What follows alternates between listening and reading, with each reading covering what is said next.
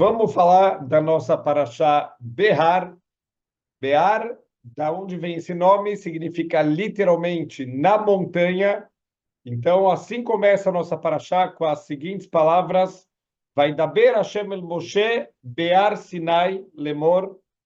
E disse Deus para Moshe lá no Ar Sinai. Então, aqui, obviamente, já tem aquela famosa pergunta, Urashi, famoso comentarista aqui da Torá, ele já começa a nossa paraxá questionando, peraí, por que está falando aqui nessa paraxá, que vai começar falando de uma interessante mitzvah chamada Shemitah? Shemitah é o nosso ano sabático de descanso das terras.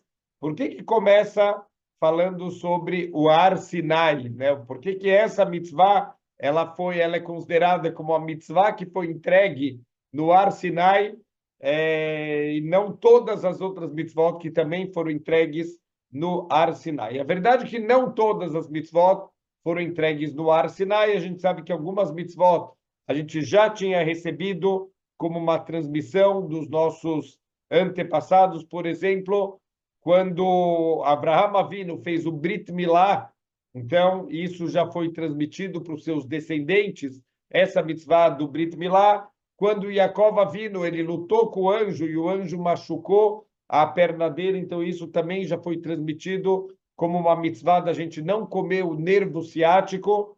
E também, por exemplo, algumas mitzvot que foram entregues ainda antes do Ar Sinai, como a mitzvah de Kiddush HaChodesh, a primeira mitzvah que foi entregue para Am Israel, ela foi entregue antes do Ar Sinai, foi entregue, na verdade, antes mesmo de Am Israel sair lá do Egito, no Rosh Chodesh, no começo do mês. A gente saiu no meio do mês de Nissan, no Rosh Chodesh Nissan, no começo do mês de Nissan. Deus já falou para o povo judeu: a Chodesh Azeh Lachem Roshei Chodashim. Quando tiver a lua, ela começar a aparecer a primeira parte visível dela, isso vai ser o Rosh Chodesh de vocês, é a primeira mitzvah, a mitzvah de Kiddush HaChodesh, a santificação do novo mês. Isso veio antes mesmo aqui da entrega da Torá, veio antes mesmo da saída do Egito. Então, mas isso também não responde a nossa pergunta, porque justamente a mitzvah de Shemitah, essa mitzvah, ela vem aqui com o rótulo que essa mitzvah foi entregue lá no Ar Sinai. Então, fala Urashi faz essa pergunta: Mainyan Shemitah etzel Ar Sinai? Por que a Shemitah ela está escrito aqui que foi entregue no Ar Sinai? Ve'aló kol mitzvot nemru Sinai? Não foram todas as mitzvot que foram ensinadas no Ar Sinai? E Urashi ele responde para a gente: Eila mashmitah nemru klaloteia o pratoteia vedik dukeia misinai, da mesma forma que a Shemitah, todos os seus detalhes, todas as suas regras gerais, todos os seus dikdukim, as suas minuciosidades, tudo isso foi entregue no Har Sinai. Quer dizer, nada aqui de todas as muitas alahot, a gente tem muitos detalhamentos. A mitzvah de Shemitah é uma mitzvah muito difícil, por todos os detalhes que ela envolve, e isso tudo, com todos os detalhes, com todas as regras, tudo isso já foi entregue lá no Har Sinai. Af kulam nemru klaloteihem vedigdukeihem misinai. Também todas as outras mitzvot foram entregues as suas regras, os seus detalhes, as suas minuciosidades, tudo foi entregue já para a gente no Har Sinai. Então, um ponto aqui a gente já consegue entender, mas por que justamente a mitzvah de Shemitah? Talvez o Pshat Pashut, a explicação mais básica, a explicação mais simples, seria que essa mitzvah é uma mitzvah com muitos detalhes. Vamos dar alguns exemplos, né? O que envolve aqui nessa mitzvah de Shemitah? A gente vai trabalhar os nossos campos por 6 anos, pode trabalhar normalmente, pode plantar, pode irrigar, pode semear os nossos campos, até que chega o ano da Shemitah, o 7º ano, quando a gente não pode mais trabalhar os campos. É uma mitzvah que não era fácil de ser cumprida. A gente já vai entrar no ponto da emuná, a nossa confiança, a nossa fé no Criador do mundo. Como assim? Uma sociedade que basicamente vivia da agricultura, como que a gente vai passar um ano inteiro sem trabalhar nas nossas terras, sem produzir nada? Vai todo mundo morrer de fome, vai ter falta de comida.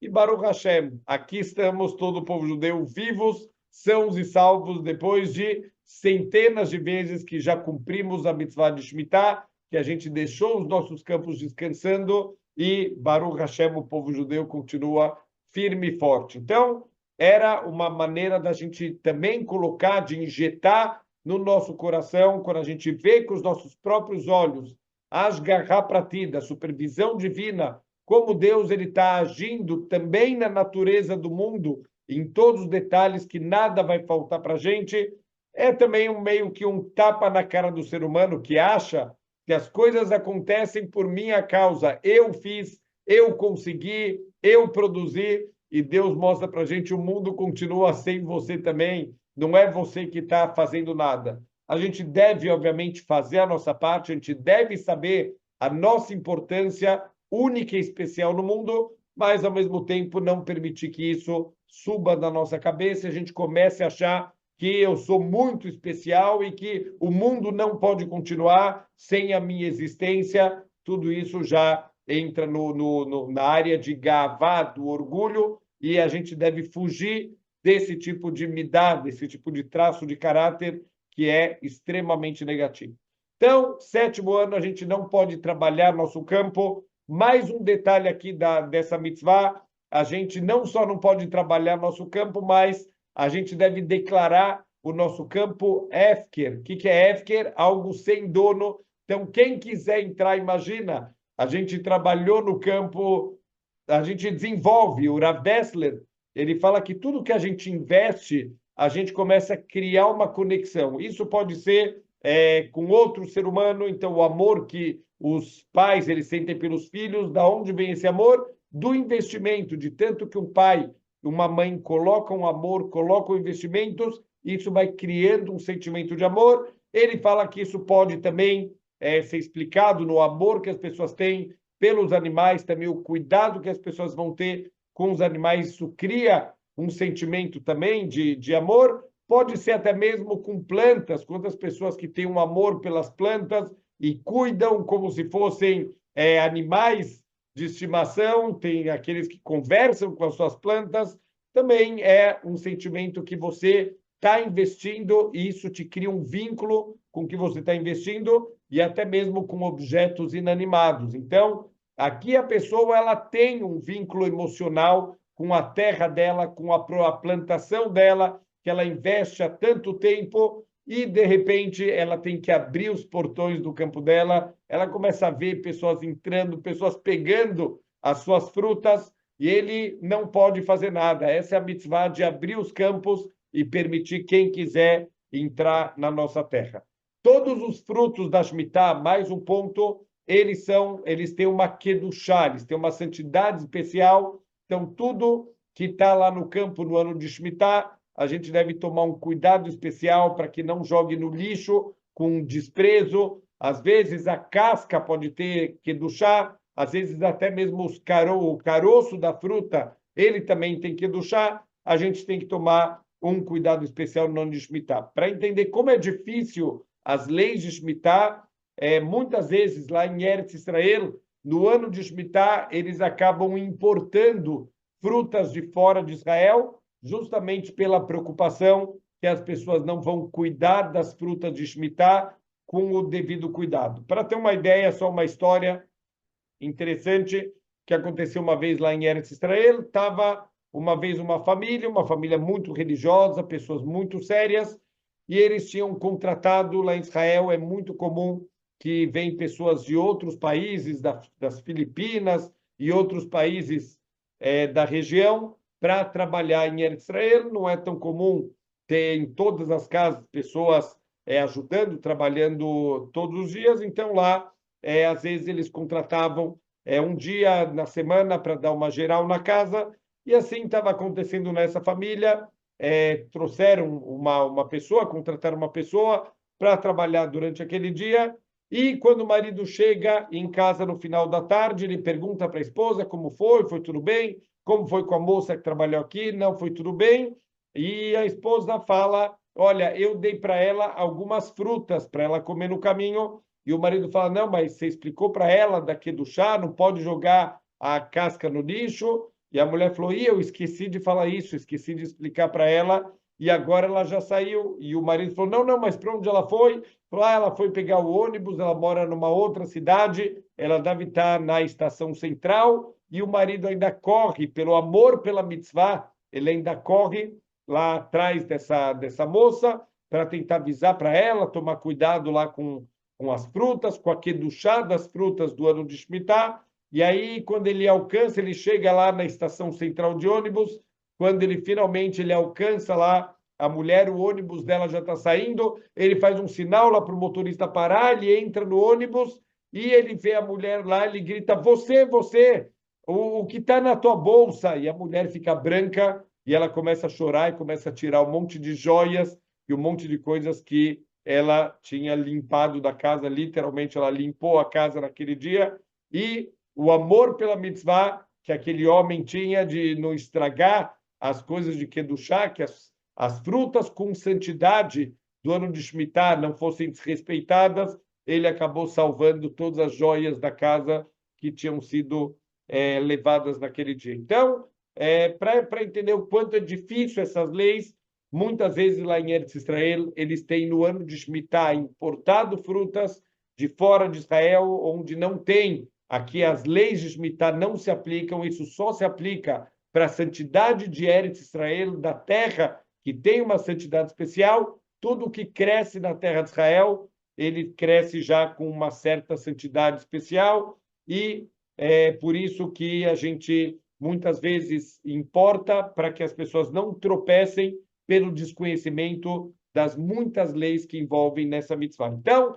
é isso que o Urash está falando. Tem tantas leis, tem mais um detalhe, perdão, também não só aqui na parte da agricultura, a Shemitah tem um outro impacto na vida das pessoas, a Shemitah também impacta as dívidas que a pessoa tem com o seu companheiro. Quando chega o ano de Shemitah, todas as dívidas são canceladas. Então, tudo que não foi pago até o final do ano da Shemitah tem uma discussão se é o começo do ano da Shemitah, é o final do ano da Shemitah, o que a gente acaba seguindo na prática é o final do ano da Shemitah, todas as dívidas que não foram pagas até aquele momento, elas são automaticamente canceladas.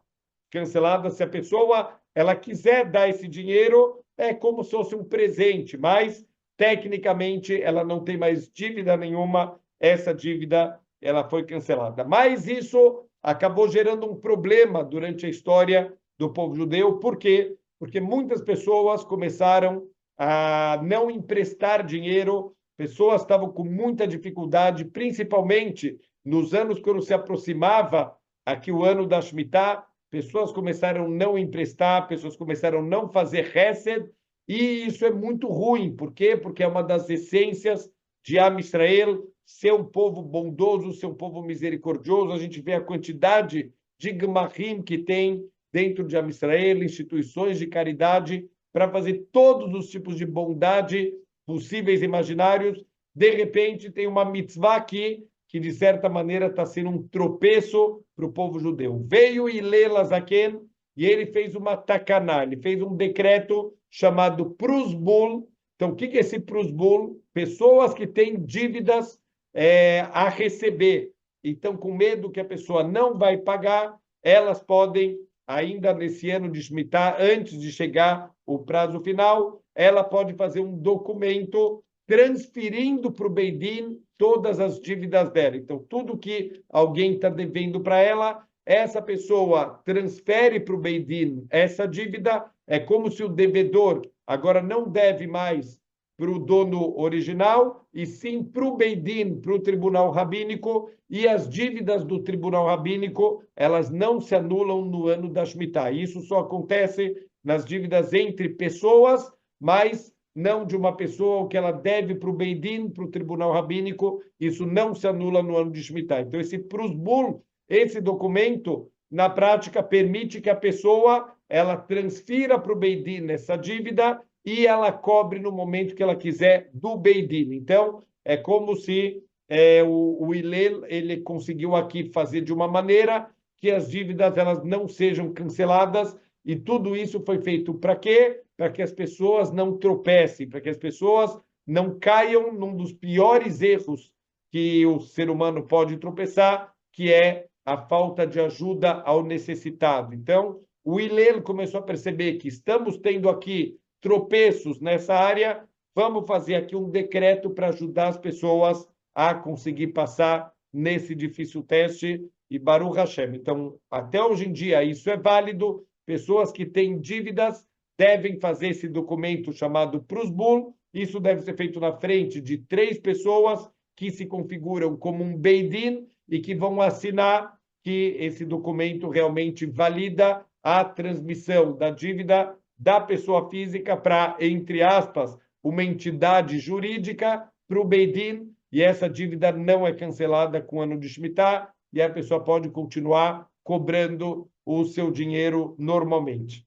Alguém me perguntou, mas peraí, não é uma malandragem isso? Não, não é uma malandragem isso. E Lel, ele entendeu que estamos tendo aqui um problema, um tropeço, e ele encontrou uma solução técnica, sem ir contra a Torá. Não é que ele está indo contra a Torá, ele está quebrando uma lei da Torá para dar um jeitinho para facilitar a vida, não é isso. Ele está preocupado com a perda aqui de uma mitzvah importantíssima, que é parte central de Am Israel, e por isso ele, tecnicamente, ele encontrou uma maneira de fazer com que o povo judeu possa continuar fazendo bondade, possa continuar emprestando dinheiro aos necessitados, sem essa preocupação que talvez eles vão emprestar e a pessoa não vai devolver até o ano de Shemitah e ele vai perder o dinheiro. Então, esses são os aspectos aqui, mas, por exemplo, o Talmud, ele vai descrevendo muitos detalhes aqui da mitzvah de Shemitah. Tem coisas que a proibição já começa antes do 7º ano, tem coisas que a proibição ela se estende um pouco depois, quando começa o 8º ano. Então, não é simples, é isso que o Urashi está explicando para a gente. São tantas leis, são tantos detalhes, da mesma maneira que a Torá ela já foi entregue com todos os detalhes. A gente poderia pensar que a Torá falou sobre Shemitah, mas talvez foram os rabinos que foram lá ajustando, colocando os detalhes. Não, tudo foi entregue pelo Criador do mundo, lá no Har Sinai, e da mesma maneira todas as outras mitzvot já foram entregues com todos os detalhes do Har Sinai. Ah, mas aqui na Torá escrita não está escrito todos os detalhes, por isso a gente tem, na verdade, 2 documentos. A entrega da Torá ela foi feita em 2 partes, uma parte escrita e uma parte oral. A Torá Shebichtav e a Torá Shebeal Peh. Então, tudo que a gente tem hoje em dia, por exemplo, no Talmud, ele faz parte da Torá Shebeal Peh, essa Torá que foi transmitida oralmente, e aí sim com todos os detalhes. A Torá escrita é como se fosse um resumo geral, e a Torá oral ela vai trazer todos os detalhes de como cumpre cada uma das 613 mitzvot da Torá.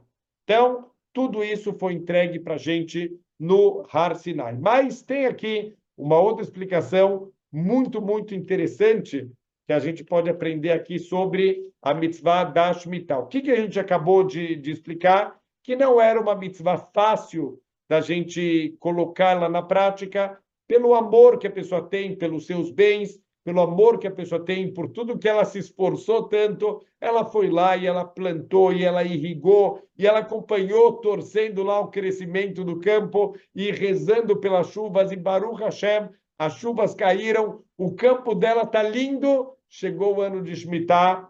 O que ele precisa fazer agora? Ele precisa ficar sentado, olhando pessoas estranhas entrando no campo dela e pegando. Isso não é algo fácil. Para gente que não está sentindo isso na pele, isso parece ser muito simples, mas para quem estava lá no teste, isso não era nada simples. Então, o que acontece?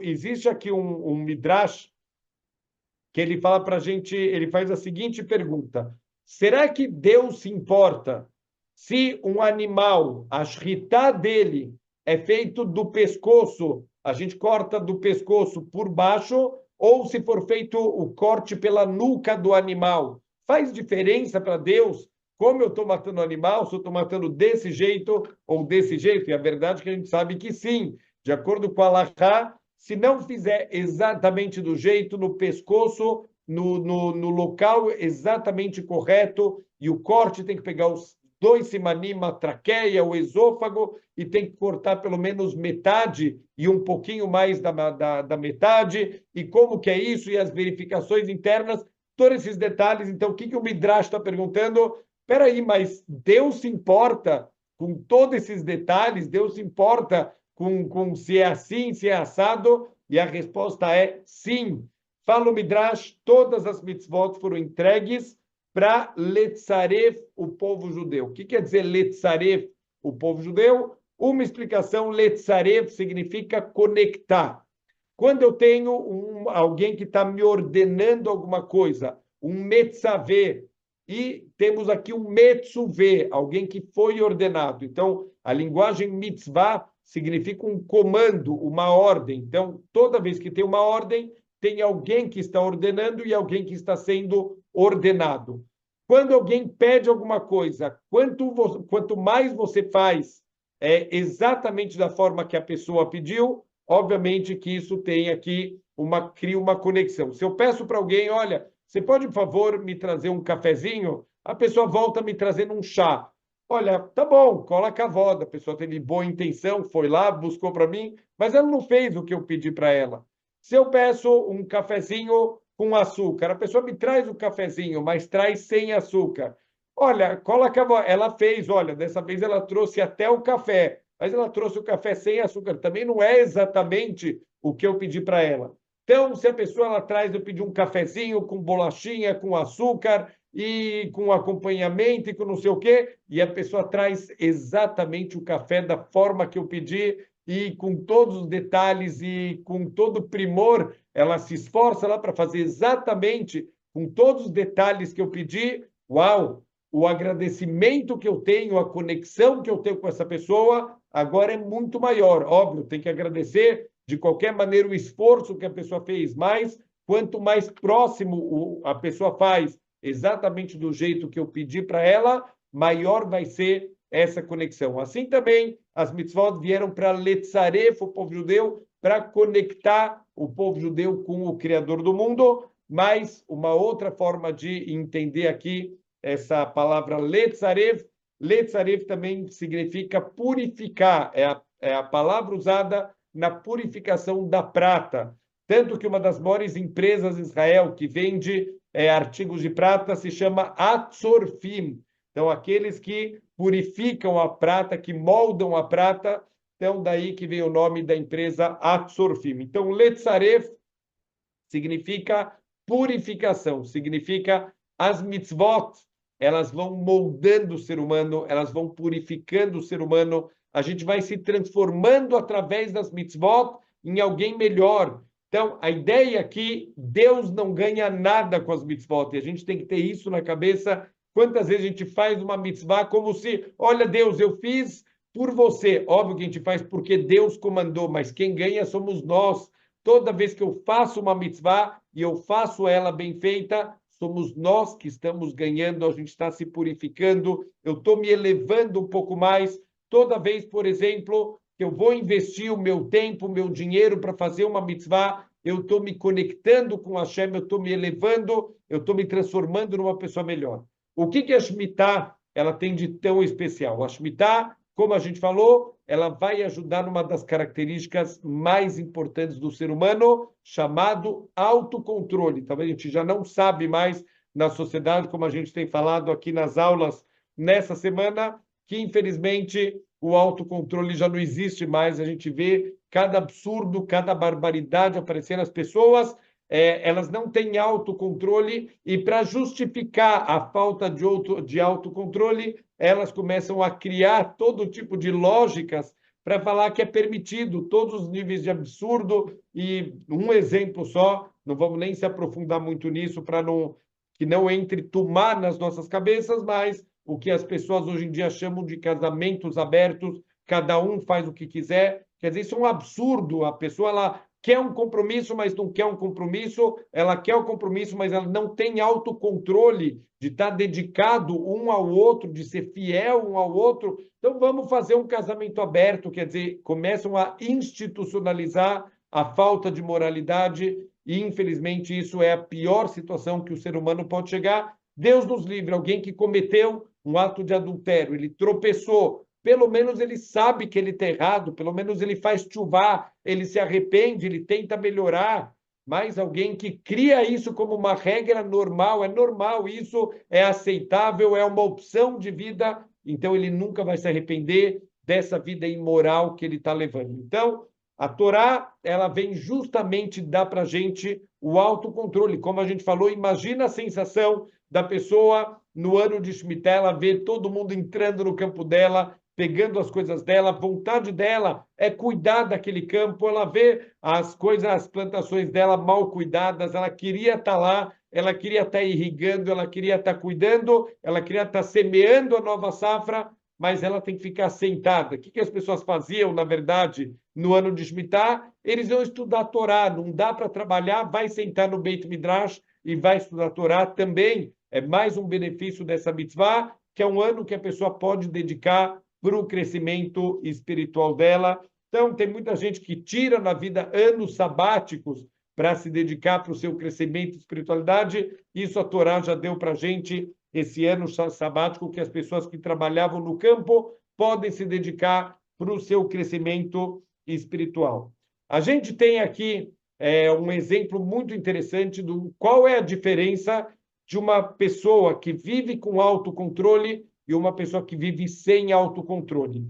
A energia atômica hoje em dia está cada vez mais sendo falada, infelizmente, para o lado negativo dela. O que é energia atômica? A gente conseguir romper o átomo, o núcleo do átomo, isso gera uma energia muito, muito forte. Se eu consigo canalizar essa energia, se eu consigo usar de uma maneira benéfica essa energia, isso vira uma usina nuclear que pode iluminar uma cidade inteira, traz energia, traz vida, mas Deus nos livre. Se essa energia ela não for direcionada, se essa energia ela é jogada por todos os lados, isso se transforma na temível bomba atômica, que é, com certeza, a maior preocupação hoje em dia do mundo moderno, de pessoas que não conseguem medir as consequências de usar uma arma dessa no mundo e, infelizmente, é uma realidade que a gente está começando a lidar agora.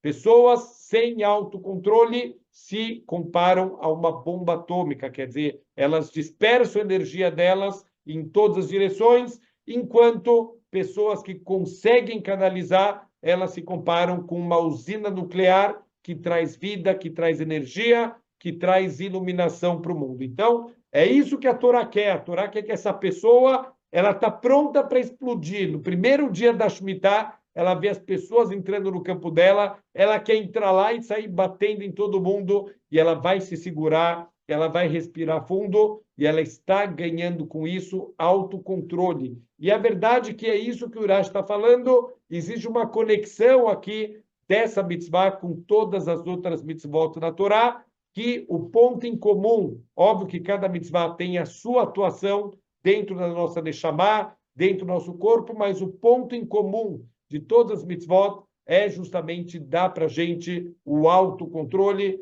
não misturar a carne com leite, a pessoa ela está com vontade lá, ela acabou de comer, a gente tem, a verdade é que isso é uma mitzvah rabínica, mas da gente separar 6 horas depois que eu comi carne, eu tenho que esperar 6 horas para tomar leite. Eu acabei de comer lá um churrasco maravilhoso e eu abro a geladeira, sobrou de ontem aquele bolo de doce de leite com leite condensado e eu não posso comer. Eu aprendo a falar não para os meus desejos. Não são os desejos que mandam em mim, eu mando nos meus desejos. Eu tenho autocontrole e com isso eu vou me transformando numa pessoa melhor, numa pessoa mais controlada. Uma pessoa que não tem autocontrole, ele destrói a vida inteira dele em 1 segundo, por um pouco mais de prazer, ele destrói a vida dele. Então, quanto mais a gente puder trabalhar nesse autocontrole, trabalhar nessa purificação, é isso que vai conectar a gente com o Criador do mundo. Esse ponto aqui, talvez, da Shemitah, muito interessante, de todos os detalhes, esse questionamento do Midrash, será que importa para Deus todos esses detalhes? Será que se eu fizer um pouquinho diferente, tem problema? Então, uma vez uma pessoa escreveu para um rabino, falou, rabino, a religião judaica é ridícula, um judeu falando, é muitos detalhes desnecessários. Você acha que Deus precisa disso? Deus está preocupado se é um pouquinho para cá, um pouquinho para lá, que eu vou fazer o corte no pescoço do animal? Então, é ridículo todo esse tipo de detalhamento. Então, eu quero que você me explique para que precisa tudo isso. Passa uma semana, 2 semanas, 3 semanas, e o rapaz não recebe nenhuma resposta de volta do rabino, e ele escreve um novo e-mail, falou, rabino, o que foi? Está com medo? Por que você não me respondeu até agora? Você não tem o que falar para mim? E o rabino responde, ué, que esquisito, eu sim mandei para você uma resposta, mas faltou, na verdade, eu estava revisando e eu vi que faltou um ponto, estava lá, tinha que mandar para o google.com.br e eu coloquei google.com.br, faltou o ponto do google.com. E eu achei que, olha, tem tantas letras, que diferença um pontinho vai fazer? Falei, não vai fazer diferença nenhuma, e eu te mandei sem o pontinho. Olha só, não chegou, por causa de um pontinho, não chegou onde tinha que ter chegado. A mesma coisa é com as mitzvot. As mitzvot são como o endereço para isso chegar em Hashem. Se eu mudar o ponto, não chega em Hashem. Você não está fazendo o que o Criador do mundo pediu para você fazer, isso já não vai chegar aonde deveria ter chegado. Então, essa é a famosa mitzvah aqui de Shemitah, e ela ajuda muito a gente também no quesito de emuná, a gente confiar em Deus, saber que tudo está na mão dele.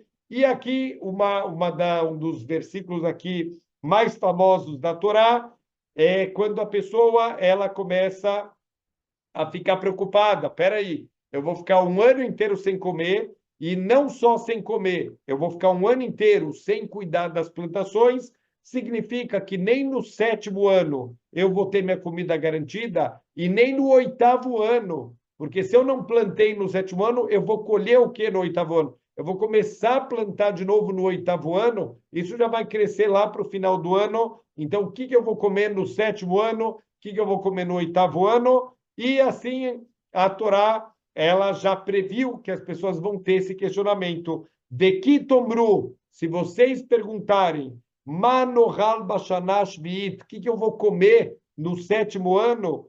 En lo nizra velo nesov et voateino, a gente não foi semear e a gente não foi colher o nosso campo.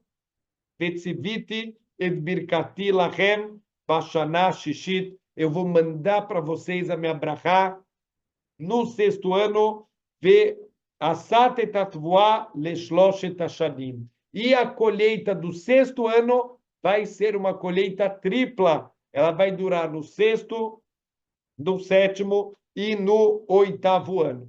Então a Torá está garantindo, quer dizer, Deus não precisava fazer esse tipo de teste na Torá, de olha, me testa para ver se vai funcionar ou não. Quer dizer, se a Torá tivesse sido escrita simplesmente por um ser humano, ele não ia ficar se testando dessa maneira, de uma coisa completamente sobrenatural, que, de repente, um ano específico vai dar uma produção tripla no campo. Além de tudo, esse ano a produção deveria ser menor que nos outros anos, porque a terra vai se desgastando com o passar dos anos. É muito comum as pessoas fazerem o descanso das terras, a rotação de cultura, justamente porque a terra vai se desgastando e produzindo cada vez menos. Aqui vem a Torá e fala, olha, no 6º ano, que é o ano que a terra está mais cansada, eu vou dar uma garantia para vocês, vai ter uma produção tripla. Alguns anos, no último ano de Shemitah que a gente teve, acho que uns 2 anos atrás, veio aqui para o Brasil um agricultor de Israel que estava indo em todas as sinagogas, que estavam indo contar um pouquinho de como é a realidade da Shemitah lá em Eretz Israel. Ele conta que ele é agricultor desde criança, os pais dele já eram agricultores, e ele conta todos os milagres que ele viu na vida, quer dizer, já era um senhor, já devia ter uns 60 anos de idade, já passou aí quase 10 anos de Shemitah da vida dele. Esse homem contava os milagres que ele viu na frente dele, nunca faltou nada, Baruch Hashem, cada vez de uma maneira diferente. Hoje em dia, em Eretz Israel, já existem instituições só para cuidar dos agricultores no ano de Shemitah. Óbvio que isso também está dentro do plano de Hashem, que um se preocupe com o outro. Hoje em dia, a vida já não é mais tão centrada na agricultura, apesar da importância da agricultura para manter a vida, mas pessoas de outras áreas se juntam para ajudar as pessoas que trabalham com agricultura para poder cumprir a mitzvah. E ele conta que ele tem acesso a planilhas. As pessoas elas têm hoje em dia, com toda a automatização da agricultura e também toda a parte de computadores. Hoje em dia, muitas pessoas já têm planilhas de quanto se produz, quanto foi colhido. Óbvio que a gente vai tentando cada vez melhorar mais com novas técnicas, mas esse homem ele conta que se você pegar uma planilha de uma empresa que trabalha nas terras, a gente vai perceber que no 6º ano acontece um milagre. Todos os anos tem uma produção mais ou menos constante, e no 6º ano, isso praticamente dobra a produção. É algo incrível olhar esses números. Ele mostrou para a gente algumas tabelas, algumas planilhas, como esse número é um número mágico, incrível. Então, aqui estão me perguntando se ainda hoje se cumpre a lei de Shemitah. Sim, ainda é obrigatório a gente cumprir Shemitah, inclusive hoje em dia, mesmo que a gente não tem mais o Beit HaMikdash, mas essa mitzvah a gente continua cumprindo. Então, aqui, se você questionar Deus, Deus vai garantir que a gente vai ter uma produção tripla no 6º ano. Vai ser suficiente para você comer o 6º ano, o 7º ano e o 8º ano, até você conseguir produzir uma nova safra. O mais incrível é o diuca aqui. Vamos pegar, vamos ser minuciosos aqui no que está escrito na Torá. Se você questionar Deus, eu vou te mandar uma produção tripla. E se você não questionar Deus? Quer dizer, não é melhor você não questionar Deus? Óbvio que é melhor. Então, como pode ser que se você questionar Deus, eu vou te mandar o milagre? Se você não questionar, parece que eu não vou te mandar o milagre. Não tem nenhum benefício, a priori, a gente questionar Deus. Então, a resposta é: aquele que questiona Deus, ele vai ter uma produção tripla, mas ele vai ter um trabalho triplo também. O 6º ano, esse homem vai trabalhar de uma forma exaustiva. Ele vai ter que colher em 3 anos o que ele colheria em 3 anos, ele vai ter que colher em um único ano. Vai ser um trabalho enlouquecedor. Aquele que não questionar Deus, ele vai ter a brachá do estômago. Ele não vai ter a brachá da quantidade, ele vai ter a brachá da qualidade, e o pouco que ele conseguir produzir e guardar, isso vai ser suficiente para o 6º, para o 7º, para o 8º ano. Vai vir dinheiro de outras fontes, não vai faltar, e esse dinheiro vai vir sem necessidade de nenhum esforço a mais. Quem tem emuná em Hashem, Hashem vai mandar, não precisa questionar. Tem quem explica que até mesmo quem questionou, aqui Deus ele vai mandar, ele manda junto com toda essa dificuldade, com todo o trabalho a mais, só que ele só manda isso porque a pessoa cumpriu a mitzvah, e aquele que cumpre a mitzvah, ele tem uma proteção especial, mas pelos méritos dele, ele já não merecia. A grande brachá, a verdadeira brachá, é a brachá da qualidade e não da quantidade. E essa pessoa que não questionar, aquele que confiar em Hashem, ele vai ter o que ele precisa, vai se saciar com muito menos, ele não vai precisar colher 3 vezes mais para se saciar. Vai acontecer um milagre de uma maneira oculta. Quanto mais méritos a pessoa vai ter, isso vai acontecer sem a necessidade de envolver um grande trabalho. Tem aqui mais um ponto muito importante da nossa paraxá. Logo em seguida, a Torá vai falar também sobre o Yovel. Yovel é quando vão acumulando anos de Shemitah, quando se completam 7 ciclos de Shemitah, significa 49 anos. O ano 50 é o ano do Yovel, é o que a gente chama em português, daqui que veio o nome obviamente, é o jubileu. Yovel é o jubileu, são 50 anos. Aqui também é um ano especial, porque principalmente porque as terras em Eretz Israel, elas não podem ser vendidas de forma definitiva. As terras, quando Deus fez a divisão de Eretz Israel, então isso tudo está lá no Sefer Yoshua. O Sefer Yoshua ele vai descrevendo tudo o que foi acontecendo na divisão da terra de Israel e cada família recebeu a sua porção.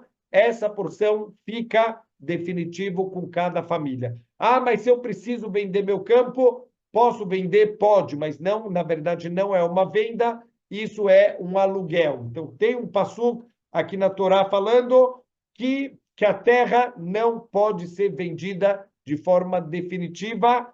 Que lia Aretz, Deus está falando, a terra é minha, eu não quero que vocês vendam de forma definitiva. Então, toda vez que alguém vende uma terra em Eretz Israel, ele está fazendo um aluguel. Como que se calcula esse aluguel? Quantos anos falta até o ano de Shemitah? Então, eu vou calcular as colheitas que faltam até Shemitah. Vamos dizer que esse campo produz uma colheita por ano. Se eu vender, entre aspas, esse campo no ano da seguinte da Shemitah, então eu vou calcular o valor desse campo, um campo que ainda pode produzir 50 colheitas. Se eu vender na metade, eu já vou calcular um campo que pode produzir 25. Se eu vender na véspera do Yovel, eu vou vender um ano de colheita só, que a pessoa vai comprar. Então, na verdade, é um aluguel da terra e não uma venda definitiva.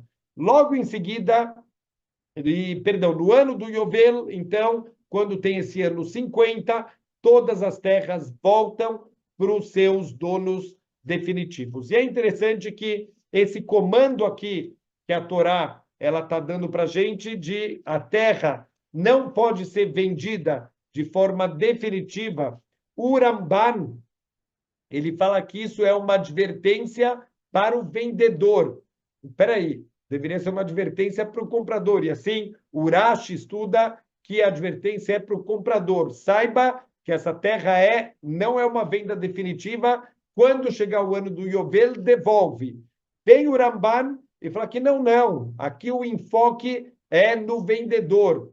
Quando você for vender essa terra, você deve avisar para o comprador que essa não é uma venda definitiva. Você deve ressaltar para ele que no ano do Yovel essa terra vai voltar. Por quê? Qual é o ponto que está por trás? Qual é a ideia que está por trás?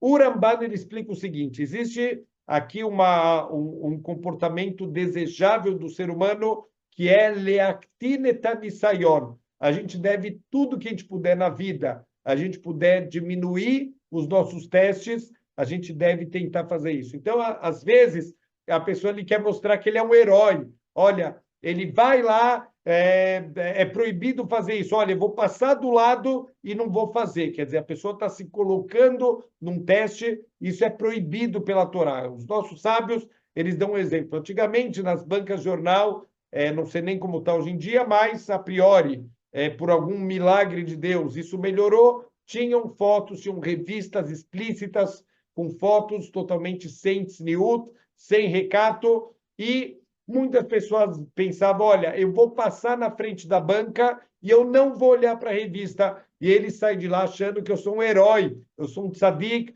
e os nossos sábios falam, ele não é tzadik, ele é um rachá, ele está se colocando num teste, e é proibido, isso é talvez uma demonstração de gavá. Olha, eu posso vencer os testes. O que os nossos sábios ensinam? Atravessa a rua e não passa na frente da banca, não se coloque em teste.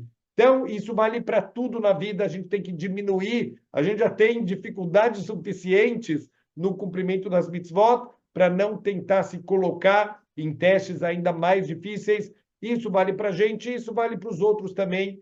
Tudo que a gente puder fazer para diminuir os testes de uma pessoa, a gente deve fazer. E é isso que o Ramban ele está falando. Alguém que está num quarto de hotel, ele não cria um vínculo emocional com o quarto de hotel. Por quê? Porque ele sabe que já ele vai embora. Ele vai ficar uma semana no hotel e vai embora. Ele não cria um vínculo, mas alguma coisa que ele acha que é dele, ele vai criar um vínculo emotivo e vai ser muito difícil ele devolver isso depois. Então, é isso que a Torá está ensinando de acordo com o Ramban. Aqui está sendo feita uma advertência para o vendedor. Diminui o teste do comprador, já avisa para ele, já martela na cabeça dele que ele vai ter que devolver em algum momento essa terra. Imagina uma pessoa que comprou no começo do Yovel, ele comprou essa terra, ele construiu uma casa nessa terra, ele criou os filhos lá, 50 anos depois, ele já tem toda uma história de vida e, de repente, ele tem que devolver isso. Se ele já está sendo preparado psicologicamente para esse momento, então o teste vai ser bem menor. Olha só que detalhe, um detalhe aqui interessante que estão me perguntando como funciona hoje em dia, se seria só no campo e na cidade, como funcionam os apartamentos. Teoricamente, isso valeria para qualquer compra de terreno dentro de Eretz Israel. Não sei exatamente como está a lei hoje em dia. Alguém me comentou uma vez que comprou e, na verdade, a compra não é uma compra definitiva dos próprios documentos da prefeitura. Não sei exatamente, a verdade, nunca fui me aprofundar muito como funciona na prática hoje em dia lá em Eretz Israel. E também em Eretz Israel, hoje em dia, nem tudo é feito de acordo 100% com a Halahá. Infelizmente, não é ainda um país 100% movido pelas leis da Torá e as leis religiosas. Então, não sei exatamente como que funciona na prática hoje em dia. Mas, só voltando aqui para o ponto de diminuir os testes, a gente sabe que também no ano do Yovel tem, entre aspas, mais uma perda. Uma pessoa que comprou um Eved Ivri, uma pessoa que comprou um escravo judeu. Peraí, que história é essa de escravo judeu? Uma pessoa que roubou e não tem dinheiro para pagar o seu roubo. Ou uma pessoa que está tão pobre que ela não consegue mais se manter e manter a sua família. Essas pessoas podem ser vendidas como escravos. Eles vão trabalhar por 6 anos, no 7º ano eles são liberados. Só que essa pessoa pode escolher continuar sendo escravo. Olha, eu gostei dessa vida, eu gostei do meu dono, gostei de morar na casa do meu dono, eu quero continuar sendo escravo. Ele vai fazer uma cerimônia, ele vai furar a orelha dele do lado do batente da porta e ele vira escravo. Está escrito na Torá, Leolam, para sempre, mas nossos sábios escrevem e explicam que não é para sempre, também até o ano do Yovel. E aqui no ano do Yovel, então, duas coisas. As pessoas têm que libertar os seus escravos e as pessoas têm que devolver os seus campos que foram comprados. É muito difícil. Para tentar facilitar, para tentar diminuir o teste, então, o que a Torá fez? Existe o toque do shofar no Yom Kippur do Yovel. Então, no Yom Kippur, no ano do Yovel, era tocado um shofar por toda a terra de Israel, anunciando a volta aqui dos terrenos, a libertação dos escravos. Por que isso tem que ser marcado com o toque do shofar? Quando a gente está numa dificuldade e a gente se sente sozinho, é muito difícil passar. Mas quando eu sinto que tem um grupo todo que está passando pela mesma dificuldade, olha, não é só na minha casa, não é só o meu campo que eu estou tendo que devolver, aqui todo mundo está na mesma situação, isso dava uma força para as pessoas, isso diminuía o teste delas. Então, tudo que a gente puder fazer para diminuir o nosso teste, o teste dos outros, a gente deve fazer. Isso se aplica até mesmo para os nossos grandes patriarcas. Está escrito que quando Yaakov Avinu decidiu voltar para casa, Deus apareceu para ele e falou, volta para casa. Ele já estava mais de 20 anos trabalhando lá para o Lavan. Ele trabalhou 7 anos para casar com a Rahel, foi enganado, depois mais 7 anos de novo para casar com a Rahel, e mais 6 anos ele trabalhou para ter um pouco de sustento, para ter como manter a família dele. Quer dizer, depois de 20 anos, ele decide voltar para casa, Deus aparece para ele e comanda ele a voltar para casa. Ele junta suas duas esposas, Rachel e Leá, lá no campo, começa a conversar com elas e começa a falar, olha, eu estou sentindo, o pai de vocês não está me tratando mais tão bem, e eu estou sentindo que ele já está de olho no meu dinheiro, tudo que eu consegui juntar, ele está ficando bravo, eu já não estou sentindo que está um clima bom, E o que vocês acham? E elas falaram, olha, a gente também, nosso pai tirou tudo que era nosso, ele vendeu a gente como se a gente fosse escravas, a gente não tem mais por que ficar aqui, a gente pode ir embora. E o Jacó fala aí, Deus mandou a gente embora. Espera aí, isso deveria ter sido a primeira frase, Deus mandou a gente embora. Então, os nossos sábios explicam o que o Jacó queria, diminuir o teste, simplesmente virar para as esposas, falar, olha, queridas, peguem as malas, vamos embora daqui agora porque Deus mandou. Era uma pancada muito frontal, ia ser difícil para elas, então ele começa a mostrar, primeiro, que logicamente está na hora de voltar, não temos mais por que ficar aqui, e depois ele vem com a ideia e Deus comandou a gente a ir embora. Então, dessa maneira, ele estava diminuindo o teste das esposas, ajudando elas a tomarem a decisão correta. Então, a gente tem que também tentar ajudar os outros, tentar não sobrecarregar ninguém, mostrar, ai, as mitzvot é impossível. Não, vamos lá, vamos junto, vamos começar, você vai ver que não é tão difícil. A gente tem que tentar diminuir os testes das outras pessoas. Então, olha que interessante, o Hafetz Haim, ele fala, não vai para um lugar onde você sabe que pessoas falam Lashon Hará, porque você vai acabar caindo. Não se coloque em testes, diminui os testes, se afasta, vai embora de lugares onde pessoas eles fazem Lashon Hará, não frequenta lugares onde você sabe que não deveria frequentar, porque a gente tem que saber que o Yetzer Hará, ele sabe trabalhar.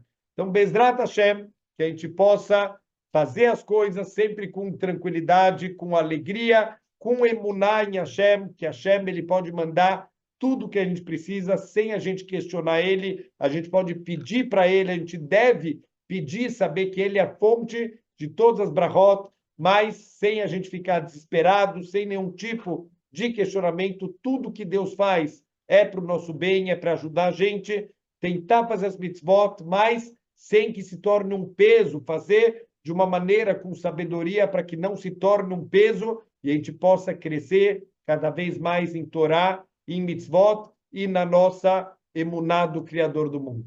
Shabbat Shalom.